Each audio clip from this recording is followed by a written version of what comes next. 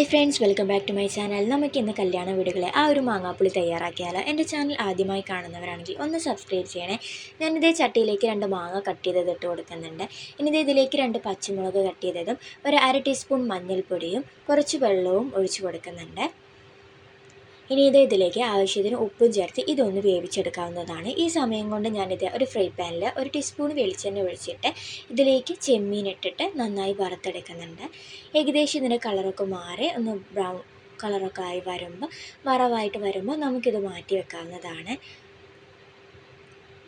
അപ്പോൾ ഇത് ഏകദേശം ഒന്ന് ബ്രൗൺ കളറായിട്ട് വരുന്നുണ്ട്. അപ്പോൾ അതായത് നമ്മൾ മാങ്ങകൾ നന്നായി വെന്ത് വന്നിട്ടുണ്ട്. അപ്പോൾ ഞാനൊരു കയ്യിൽ ഉപയോഗിച്ചിട്ട് ഈ മാങ്ങ ഒന്ന് ഉടച്ചെടുക്കുന്നുണ്ട്.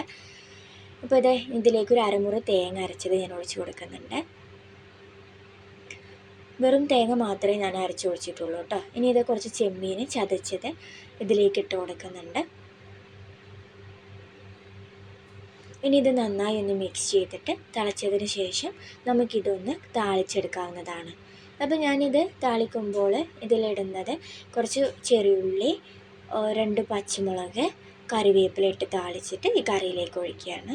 നല്ല ടേസ്റ്റാണ്, എല്ലാവരും ട്രൈ ചെയ്ത് നോക്കുക. വീഡിയോ ഇഷ്ടപ്പെട്ടാൽ സബ്സ്ക്രൈബ് ചെയ്യാൻ മറക്കരുത്. സിമ്പിളാണ് കേട്ടോ, പക്ഷേ ഈ ഒരു ഐറ്റം മാത്രം മതി നമുക്ക് ചോറിലേക്ക്. അപ്പോൾ എന്താ ഉണ്ടാക്കിയല്ലേ.